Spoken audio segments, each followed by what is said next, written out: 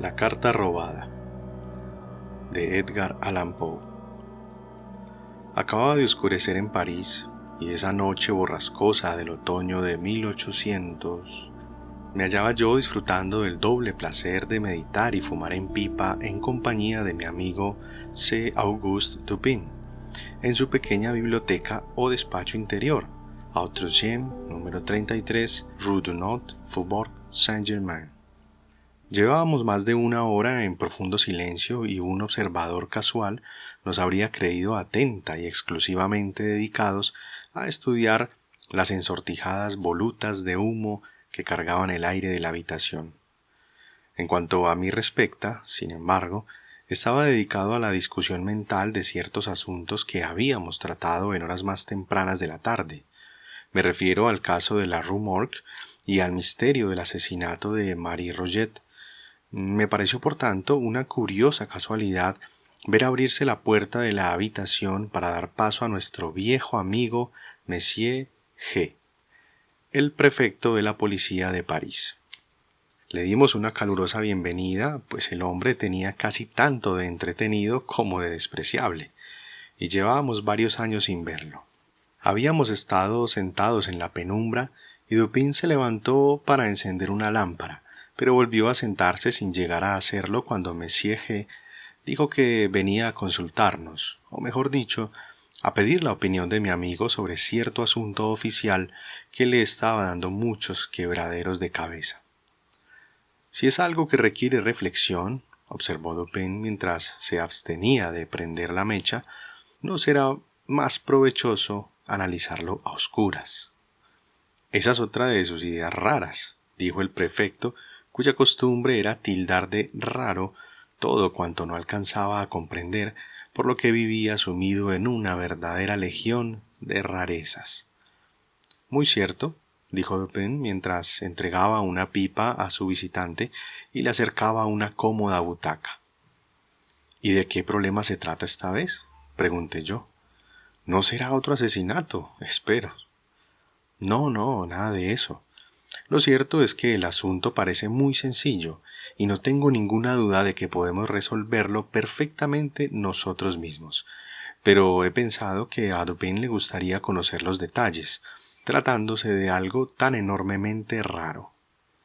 Sencillo y raro, dijo Dupin. Pues sí, aunque tampoco es eso exactamente. La verdad es que estamos todos muy desconcertados porque el asunto es efectivamente sencillo, pero no conseguimos resolverlo. Quizá sea precisamente su sencillez lo que le confunde, dijo mi amigo. ¿Qué disparates se le ocurren?, contestó el prefecto riendo con entusiasmo. Puede que el misterio resulte demasiado evidente, dijo Dupin. Ay, Dios mío. ¿Habrás oído una idea semejante? Quizás sea demasiado transparente. Río a carcajadas nuestro visitante, verdaderamente divertido. Dupin, un día de estos me va a matar de la risa. Pero entonces, ¿cuál es el asunto en cuestión?, pregunté yo. Pues bien, se lo voy a contar, contestó el prefecto, dando una bocanada larga y contemplativa mientras se arrellanaba en su butaca. Puedo explicarlo en pocas palabras, pero antes debo advertirles de que este es un asunto que requiere la mayor discreción, y si llegara a saberse que lo he confiado a terceros, es muy probable que perdiera mi cargo. Hable, dije yo. ¿O no hable?, dijo Dupin. Veamos. Desde muy altas instancias me han hecho saber que un documento de la mayor importancia ha sido sustraído de las dependencias reales. Se sabe quién es la persona que lo ha robado, no hay ninguna duda, pues le vieron hacerlo. También se sabe que el documento sigue en su poder. ¿Cómo se sabe? Se refiere claramente por naturaleza del documento, contestó el prefecto, y no por haberse producido ciertos resultados que debieran ser inmediatos apenas deje de estar en posesión del ladrón, es decir, cuando lo emplee como debe pensar emplearlo finalmente. Sea algo más explícito, dije. Bien. Cuanto puedo decir es que dicho papel da a su poseedor cierto poder en cierto lugar donde dicho poder es inmensamente valioso. El prefecto gustaba de emplear la jerga de la diplomacia. «Sigo sin comprenderlo del todo», dijo Dupin. «¿No? Pues bien, la revelación del documento a una tercera persona que no nombraremos pondría en peligro el honor de un personaje de mucha eminencia, y esto da al poseedor del documento un ascendiente sobre el ilustre personaje cuyo honor y tranquilidad están de tal modo amenazados. Pero este ascendiente, intervine, dependerá de que el ladrón sepa que el perdedor del documento sabe quién es el ladrón. ¿Y quién se iba a aventurar? El ladrón, dijo G, es el mismo de que se atreve con todo, sea propio o impropio de un hombre. El método empleado en el robo fue tan ingenioso como audaz. El documento en cuestión, una carta, para ser sinceros, lo había recibido la persona robada mientras se hallaba a solas en el boudoir real. Mientras leía la carta se vio súbitamente interrumpida por la entrada del otro personaje elevado a quien deseaba precisamente ocultar dicha misiva. Tras un apresurado y vano intento de meterla en un cajón, tuvo que dejarla abierta como estaba sobre una mesa. Como el sobrescrito quedaba arriba y no se veía el contenido, la carta podía pasar inadvertida. En esta coyuntura, entre el ministro D, con su ojo de lince divisa al punto del papel, reconoce la letra de las señas, observa la confusión de la persona en cuestión y adivina su secreto. Tras despachar unos asuntos con la misma premura que de costumbre, el ministro saca una carta algo parecida a la otra, la abre, finge leerla y la coloca en inmediata yuxtaposición a la otra. De nuevo conversa durante unos 15 minutos sobre varios asuntos públicos. Por último, en el momento de despedirse, toma de la mesa la carta que no le pertenece.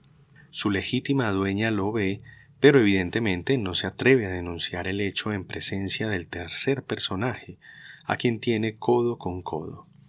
El ministro se esfuma, dejando su carta sin importancia sobre la mesa. «Y ahí tiene usted». Dupin se dirigía a mí. Lo preciso para dar plenos poderes al ladrón, la constancia de que la persona robada sabe que el ladrón es él. «Sí», contestó el prefecto. «En los últimos meses el poder así obtenido se ha empleado, con fines políticos, hasta un punto de enorme peligro. Día a día la persona robada tiene un convencimiento cada vez mayor de la necesidad de recuperar su carta, pero esto, por supuesto, no puede hacerse abiertamente. Por fin, llevada por la desesperación, dicha persona me ha confiado la tarea, para la cual, dijo Dupin envuelto en un perfecto remolino de humo, no se podría desear, o siquiera imaginar, un agente más sagaz. «Cuánto me halaga», respondió el prefecto, «pero es posible que, en efecto, se tenga de mí tal opinión». «Como decía usted», intervine yo, «es obvio que el ministro sigue en posesión de la carta, pues el poder lo confiere su posesión, no su empleo. Al emplearla, el poder cesará». «Cierto», dijo G, «y en este convencimiento ha asentado mi labor. Mi primer cometido fue hacer un registro minucioso de la mansión del ministro, y mi mayor contrariedad, tener que hacerlo sin que llegara a apercibirse. Por encima de todo, se me había advertido del peligro que conllevaría despertar sus sospechas». «Pero es usted muy avesado en esa clase de investigación», dije yo.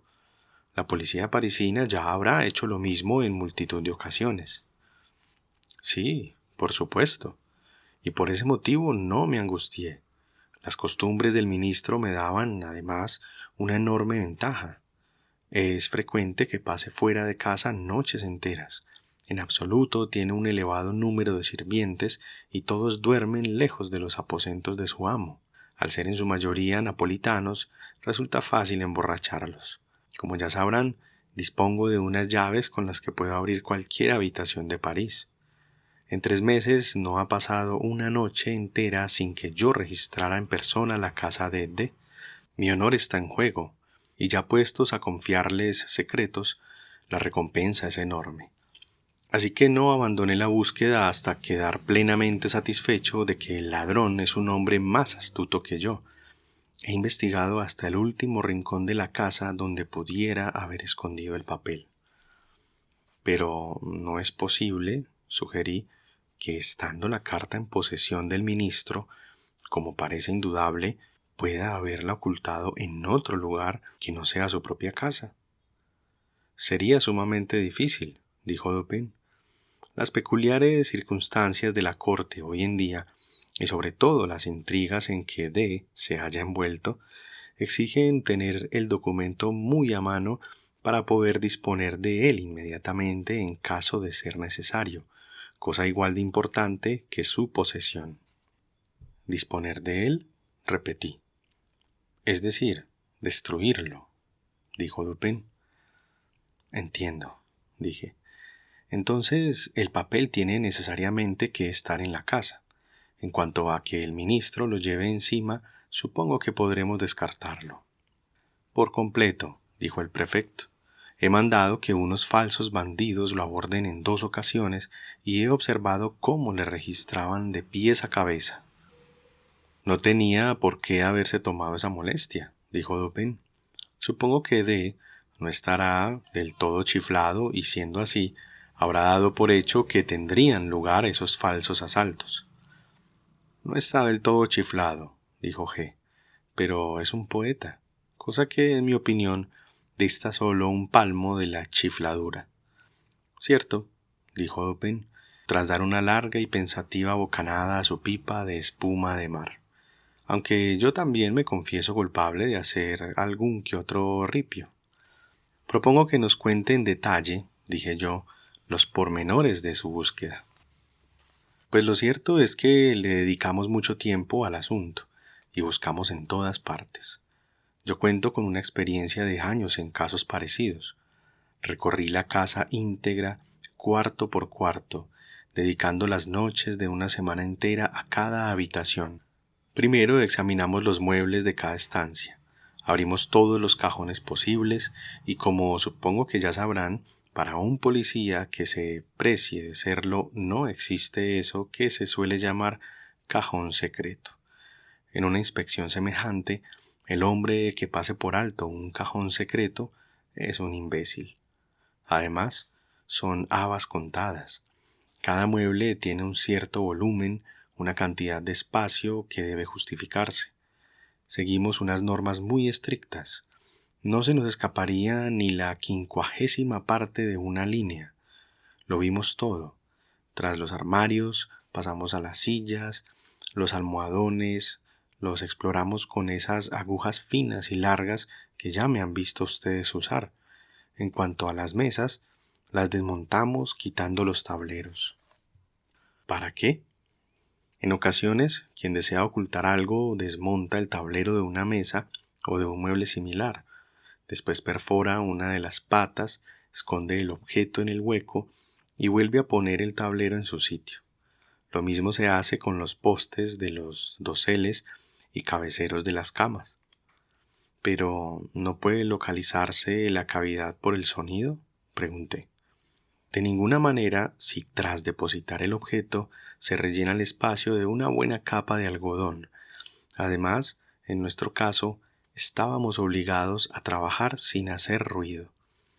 Pero es imposible quitar todas las piezas o desarmar todos los muebles en que se hubiera podido ocultar un objeto de la manera que dice usted.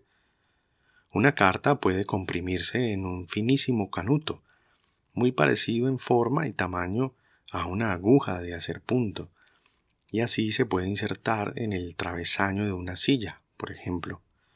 No habrán desmontado todas las sillas, ¿verdad? Por supuesto que no, pero hicimos algo mejor aún. Examinamos todos los travesaños de todas las sillas de la casa y las junturas de todos los muebles que se puedan ustedes imaginar con ayuda de un poderoso microscopio. De haber habido la menor señal de alguna alteración reciente, la habríamos detectado al instante. Un simple grano de polvo producido por un taladro, por ejemplo, habría sido tan visible como una manzana. Cualquier variación en el encolado, el menor roce injustificado en las junturas, habría bastado para asegurar la detección. Supongo que mirarían en los espejos, entre el panel de madera y el azogue, y que perforaron también los colchones y la ropa de cama, además de las cortinas y alfombras. Eso por supuesto. Y tras aplicar ese método a absolutamente todas las piezas de mobiliario, pasamos a la casa propiamente dicha. Dividimos la superficie completa en secciones que numeramos para no pasar ninguna por alto. Después analizamos con el microscopio cada centímetro cuadrado de todo el edificio, incluyendo las 2 casas adyacentes. ¿Las 2 casas adyacentes?, exclamé. Debió de ser una tarea verdaderamente ingente. Lo fue, pero la recompensa ofrecida es colosal. ¿Incluyeron el terreno que rodea las casas? Todo el terreno circundante está pavimentado en ladrillo. Nos supuso relativamente poco trabajo. Examinamos el musgo entre cada losa y lo encontramos intacto. Doy por hecho que revisaron los papeles de té y los libros de la biblioteca. Desde luego, abrimos uno por uno cada paquete y envoltorio. Los libros no solo los abrimos, sino que revisamos cada volumen página a página sin conformarnos con solo sacudirlos en el aire, como hacen muchos de nuestros compañeros del cuerpo.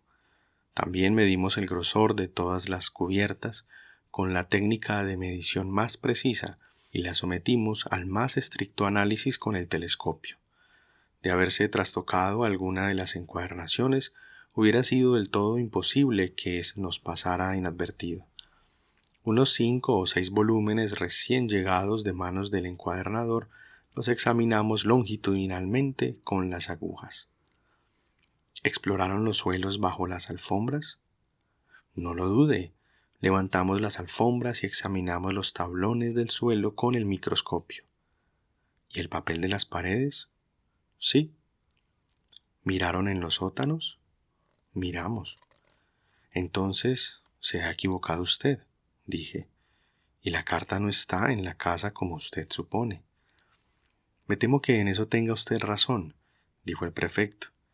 Y bien, Dupin, ¿qué me aconseja usted? Volver a examinar la casa de arriba a abajo. Eso sería del todo inútil, respondió G. Tan seguro como estoy de respirar, lo estoy de que la carta no está en esa casa. No tengo mejor consejo que darle, dijo Dupin. Supongo que tendrá usted una descripción exacta de la carta. Sí, claro. Y aquí el prefecto, sacando un cuaderno, procedió a leernos una descripción minuciosa del aspecto interno y sobre todo externo del documento desaparecido. Poco después de terminar su discurso, nuestro buen caballero se despidió de nosotros, mucho más alicaído de lo que nunca le habíamos visto. Habría pasado cosa de un mes cuando nos hizo otra visita y nos halló pasando el tiempo de forma muy parecida a la vez anterior. Tomó posesión de una pipa y una butaca y empezó a hablar de esto y de aquello. Pasado un tiempo le dije: «Pero cuéntenos, G, ¿qué fue de la carta robada? Supongo que se habrá convencido de que es inútil tanto esfuerzo para echar el guante al ministro». Sí, el muy condenado. Pero llegué a hacer la segunda inspección que sugería Dupin, aunque nos podíamos haber ahorrado el esfuerzo, como ya decía yo.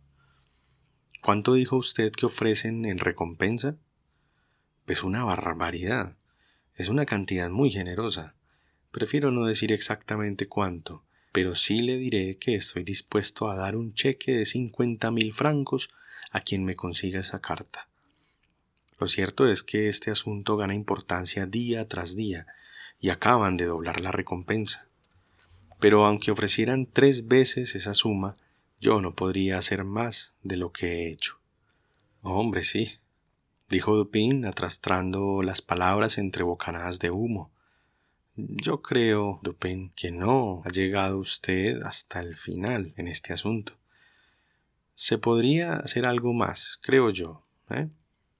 ¿Cómo? ¿De qué manera? Pues,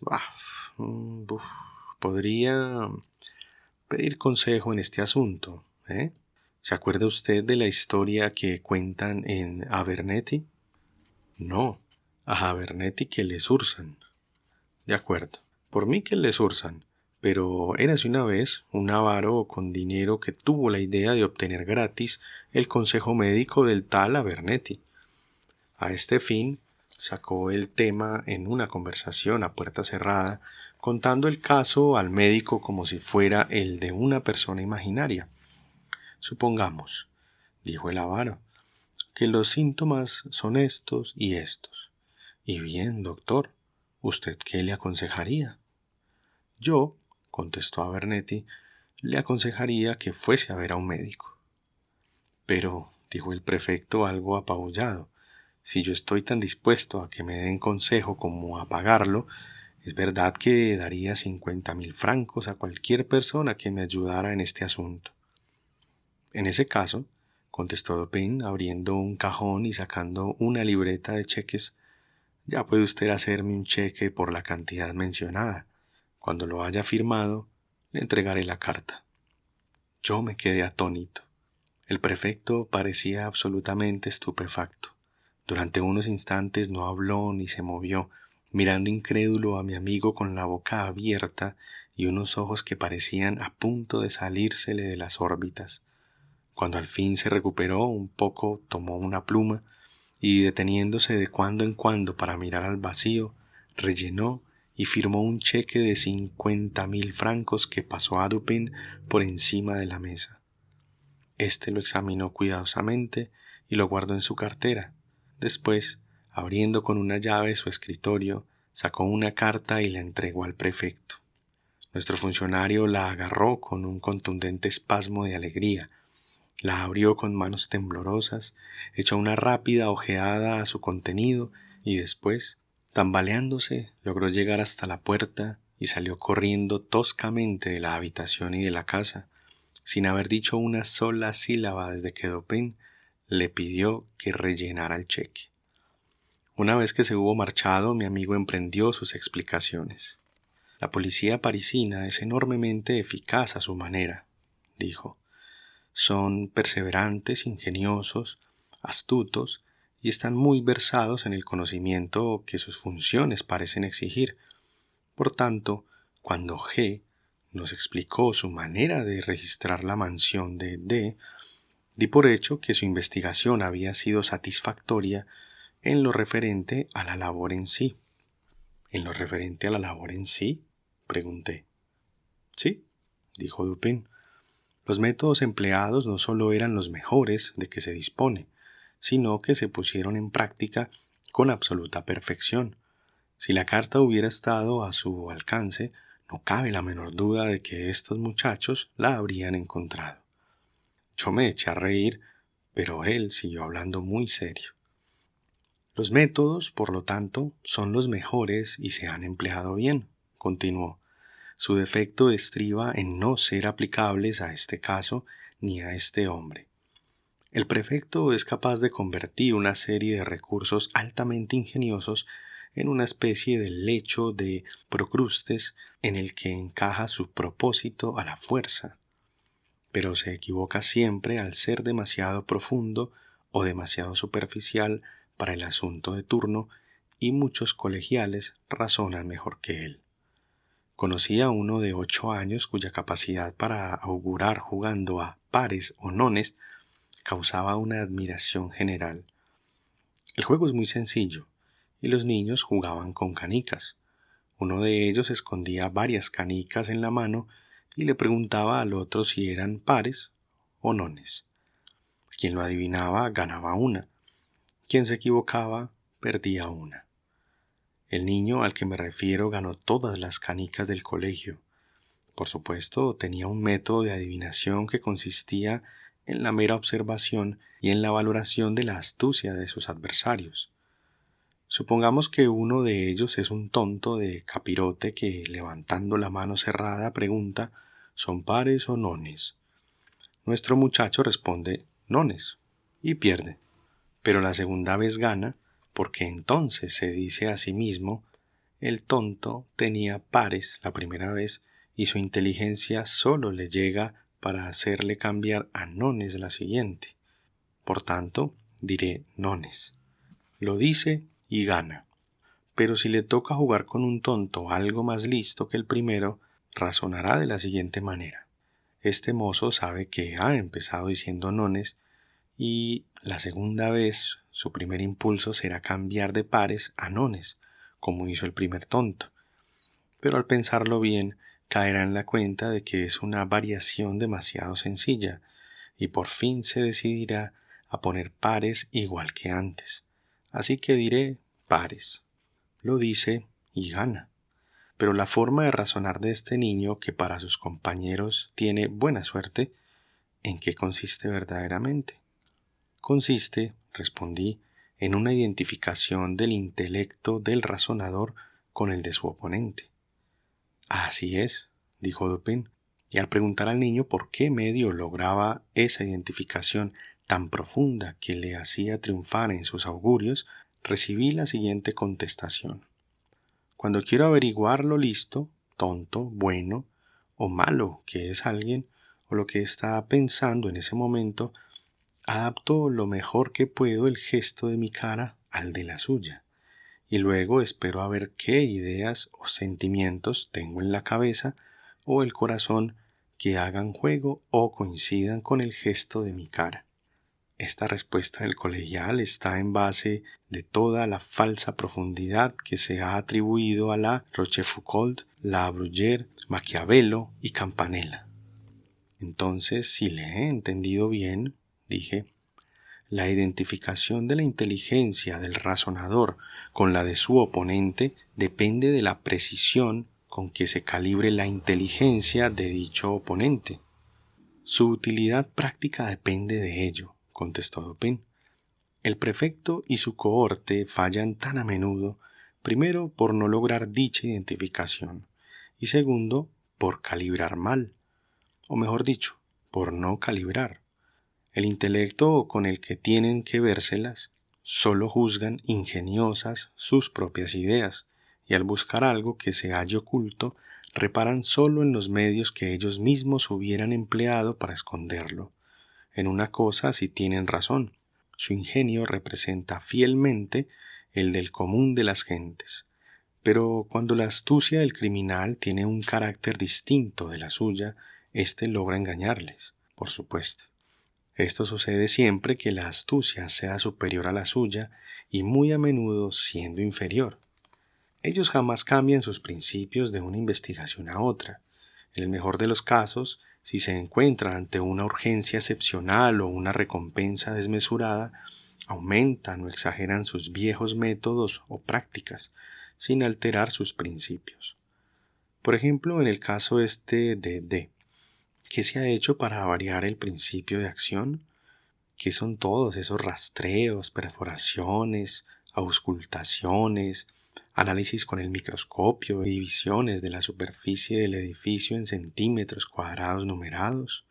¿Qué es todo eso más que la exageración al aplicar el único principio o serie de principios empleados en un registro y basados en las nociones sobre el ingenio humano que ha adquirido el prefecto en el prolongado cumplimiento de su deber? ¿No se da usted cuenta de que nuestro hombre cree a pies juntillas que todo aquel que quiera esconder una carta lo hará? Y si no exactamente en la pata agujereada de una silla, sí al menos en algún taladro o rincón insólito sugerido por la misma línea de pensamiento que llevaría a una persona a esconder una carta en la pata de una silla. Y observe también que esos escondrijos rebuscados solo se acomodan a las ocasiones corrientes, y solo los emplearían las inteligencias corrientes, puesto que en todos los casos de ocultación el encubrimiento del objeto tiene lugar, en primer lugar, de manera presumible, y por tanto su hallazgo no depende en absoluto de la perspicacia, sino tan solo del cuidado, la paciencia y la resolución de los buscadores. Y cuando el caso es importante, o la recompensa sustancial, que es lo mismo a ojos de la policía, las mencionadas cualidades no han fallado jamás. Comprenderá usted ahora a qué me refería antes al decir que si la carta hubiera estado al alcance de la inspección del prefecto, es decir, si el principio de su ocultación hubiera estado al alcance de los principios del prefecto, su descubrimiento se habría producido sin lugar a dudas. Nuestro funcionario, sin embargo, ha estado profundamente desconcertado, y la improbable fuente de su derrota reside en la suposición de que el ministro es un chiflado, porque ha alcanzado cierto renombre como poeta. Todos los chiflados son poetas, según opina el prefecto, que es sencillamente culpable de un non distributio medi, por inferir de lo anterior que todos los poetas son unos chiflados. Pero, ¿es este en efecto el poeta?, pregunté. Son dos hermanos, eso lo sé, y ambos tienen fama en el mundo de las letras. El ministro, según creo, ha escrito un tratado erudito sobre el cálculo diferencial. Es matemático, no poeta. Se equivoca usted, lo conoce bien, y sé que es ambas cosas. Como poeta y matemático, razonará bien. Como simple matemático hubiera sido del todo incapaz y habría quedado a merced del prefecto. Me sorprende con sus opiniones, dije, enfrentadas a las de la voz del mundo. No irá usted a despreciar ideas fraguadas con el paso de los siglos. La razón matemática se ha considerado siempre como la razón por excelencia. Se podría asegurar, contestó Dupin citando a Chamfort, que cuanta más aceptación tenga una idea pública o un saber convencional, mayor tontería será. Le aseguro que los matemáticos se han esmerado en divulgar el error popular a que usted alude, y que no por divulgarse como cierto es menos erróneo. Con un arte digno de mejor causa, por ejemplo, han introducido el término análisis en el campo del álgebra. Los franceses son los culpables de este engaño, pero si un término tiene importancia alguna, si las palabras derivan su valor de su aplicación, entonces análisis expresa álgebra, tanto como en latín ambitus implica ambición, religio, religión, u homines honesti, un grupo de hombres honorables. Por lo que veo, dije, está usted enzarzado en una disputa con varios de los algebristas de París, pero continúe. Niego la eficacia y, por tanto, el valor de toda razón cultivada por cualquier otro proceder que no sea el lógico abstracto. Niego en particular la razón derivada del estudio matemático. La matemática es la ciencia de la forma y la cantidad. El razonamiento matemático es mera lógica aplicada a la observación de la forma y la cantidad. El gran error es suponer que incluso las verdades de lo que se denomina álgebra pura sean verdades abstractas y generales, y este error es tan notable que me asombra el alcance universal de su aceptación. Los axiomas matemáticos no son axiomas de validez general. Lo que es cierto sobre la relación de la forma y la cantidad es a menudo totalmente falso aplicado a la moral. Por ejemplo, en esta última ciencia suele ser incierto que el todo sea igual a la suma de las partes. En química también falla este axioma.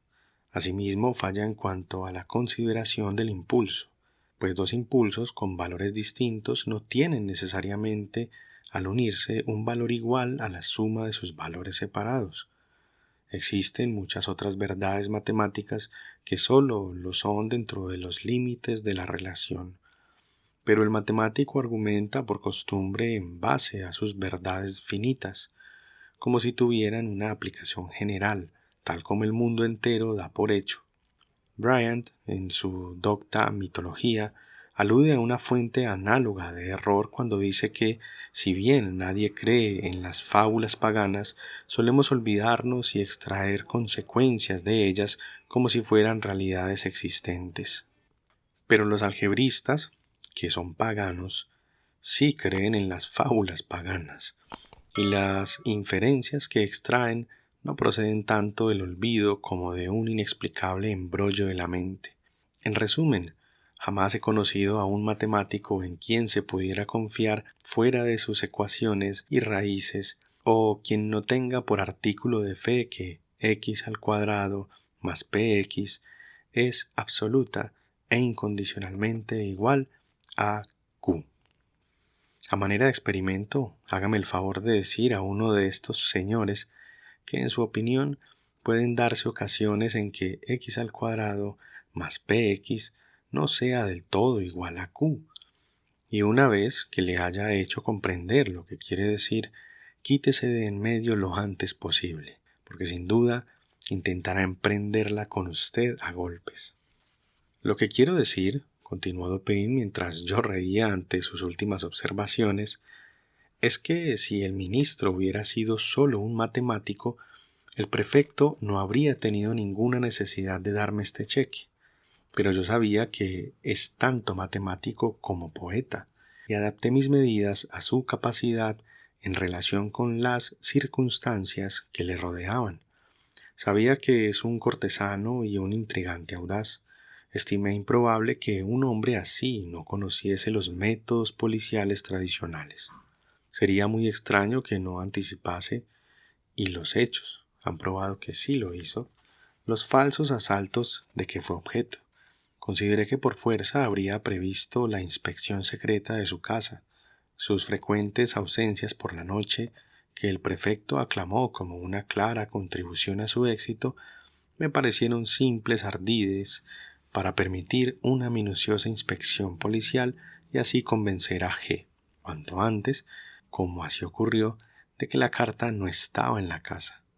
También presentí que toda la línea de pensamiento que me he afanado en exponer sobre el principio invariable de la acción policial en su búsqueda de un objeto oculto recorrería por fuerza la cabeza del ministro y le llevaría imperativamente a despreciar todos los escondrijos corrientes. Pensé que un hombre así jamás iba a cometer la flaqueza de no advertir que hasta el rincón más rebuscado e ignoto de su casa estaría abierto como un armario ropero a los ojos, agujas, taladros y microscopios del prefecto. Decidí por último que D se vería empujado por norma hacia la simplicidad, caso de no adoptarla por gusto. Quizá recuerde usted con qué vehemencia rió el prefecto cuando le sugerí, en nuestro primer encuentro, que este misterio le desconcertaba tanto precisamente por ser demasiado evidente. Sí, dije. Recuerdo bien sus carcajadas. Por un momento creí que le iban a dar convulsiones. El mundo material, continuó Dupin, abunda en estrictas analogías con el inmaterial, y así adquiere visos de realidad el dogma retórico de que la metáfora o el símil sirven tanto para fortalecer un argumento como para embellecer una descripción. El principio de las vis inertiae, por ejemplo, parece idéntico a la física y en la metafísica. Si en la primera resulta más difícil poner en movimiento un cuerpo grande que uno pequeño, y el impulso subsiguiente es acorde a dicha dificultad, en la segunda sucede que las inteligencias más capaces, teniendo una mayor convicción, constancia y recursos que las del grado inferior, tardan más en actuar y muestran una mayor timidez e indecisión al dar sus primeros pasos. Veamos, entre los rótulos de las tiendas, ¿se ha fijado usted en cuáles llaman más la atención? No me he parado a pensar en ese asunto, le dije. Hay un juego de adivinanzas, prosiguió Dupin, que se juega sobre un mapa. Uno de los jugadores requiere al otro que averigüe una palabra dada, el nombre de una ciudad, río, nación o imperio. cualquier palabra sobre la superficie variopinta y desconcertante del mapa. El novato en este juego suele intentar despistar a su oponente planteándole los nombres escritos en letra más diminuta, mientras que el entendido elegirá los que se extienden en grandes caracteres de un lado a otro del mapa. Estos, como los rótulos y carteles demasiado grandes, pasan inadvertidos al ser demasiado evidentes, y en ello la negligencia física es precisamente análoga con el descuido que hace a la inteligencia pasar por alto las consideraciones demasiado palpables y exageradamente evidentes. Pero esta cuestión parece rebasar, por arriba o por abajo, el entendimiento del prefecto. Jamás consideró probable o posible que el ministro hubiera dejado la carta delante de las narices del mundo entero, para mejor impedir que nadie en ese mundo pudiera descubrirla.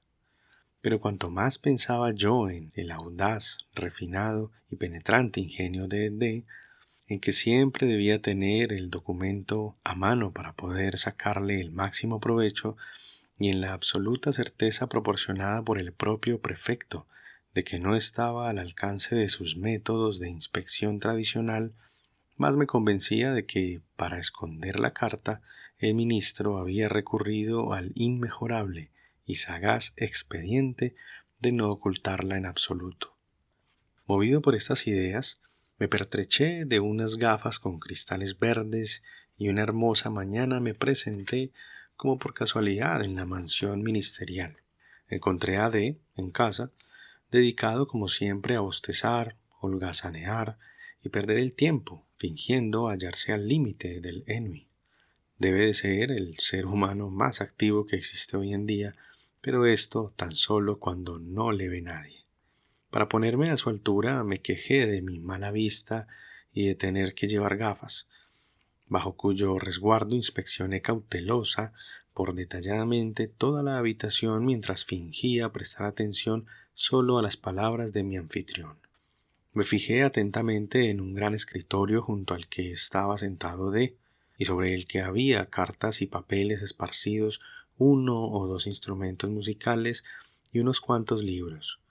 Pero tras un largo y muy prolongado escrutinio no vi nada que despertara en concreto mis sospechas.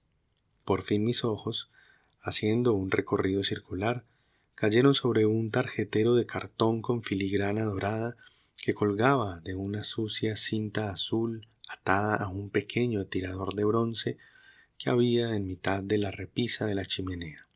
En este tarjetero, que tenía 3 o 4 compartimentos, había 5 o 6 tarjetas de visita y una sola carta. Esta última estaba muy sucia, arrugada, casi partida en dos, como si tras una primera intención de hacerla pedazos por no tener ningún valor, se hubiera decidido salvarla. Tenía un gran sello negro con el monograma de D, bien visible, y estaba dirigida en minúscula letra de mujer al propio ministro. Se hallaba metida al desgaire e incluso, con aparente desdén, en una de las casillas superiores del tarjetero.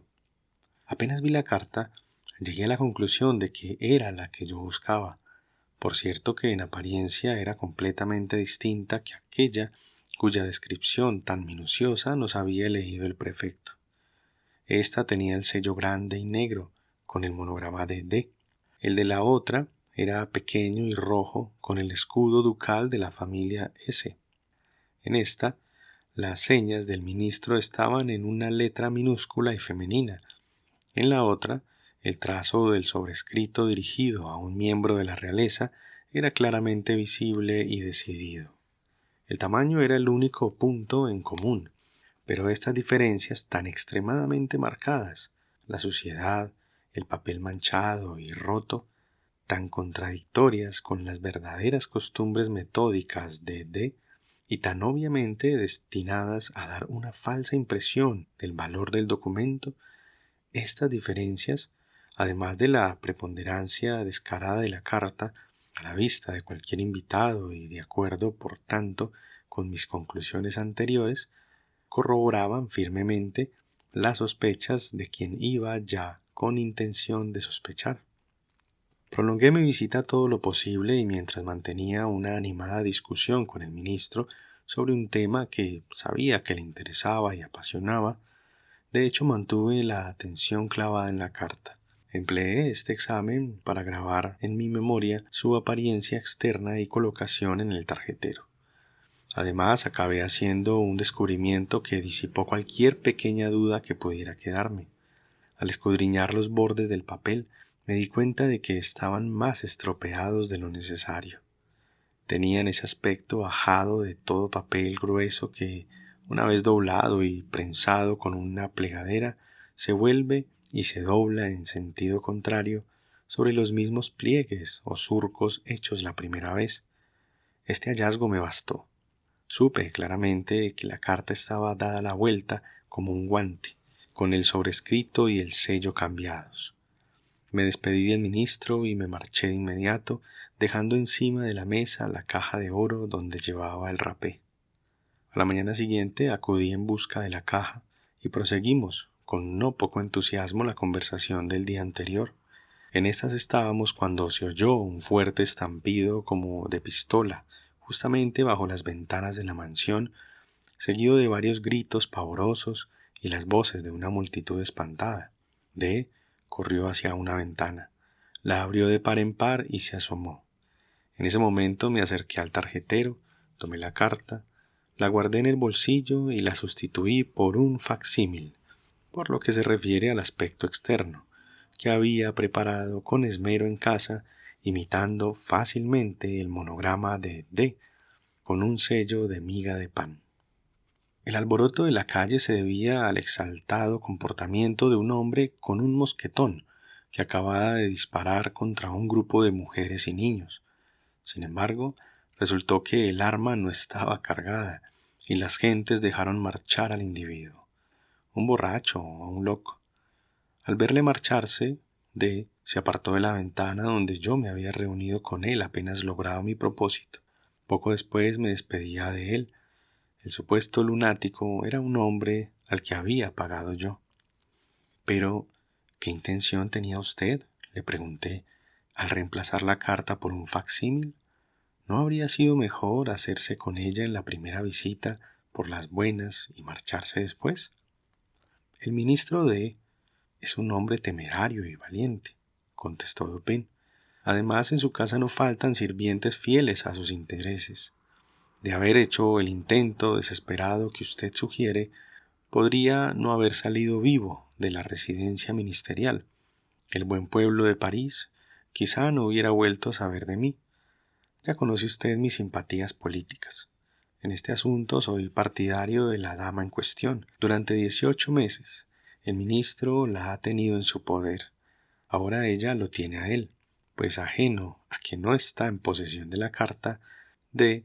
continuará con sus coacciones como si la tuviera. Esto lo llevará inevitablemente a la ruina política. Su caída, además, será tan vertiginosa como grotesca. Está muy bien hablar del facilis descensus Averni, pero siempre que se sube a un monte, cabe decir lo que dijo la Catalani del canto, que es mucho más fácil subir que bajar. En este caso no siento compasión, es decir, pena, por el hombre que desciende. Es el monstrum horrendum, un hombre de genio, pero sin principios. Aunque confieso que sí me gustaría saber qué le pasará por la cabeza cuando, confrontado por la mujer a quien el prefecto llama el ilustre personaje, se vea en obligación de abrir la carta que le he dejado en el tarjetero. ¿Cómo? ¿Ha escrito algo en ella? En fin, no me parecía del todo bien dejar el interior en blanco. Habría sido insultante. En cierta ocasión, en Viena, D. me jugó una mala pasada, y sin perder el humor le dije que no lo olvidaría. Por tanto, como no dudo de que nuestro hombre tendrá cierta curiosidad por saber quién ha sido más listo que él, me pareció una lástima no darle una pista. Como conoce bien mi letra, me limité a copiar en mitad de la página en blanco estas palabras. Un designio tan funesto, si no es digno de Atreo, es digno de Tiestes.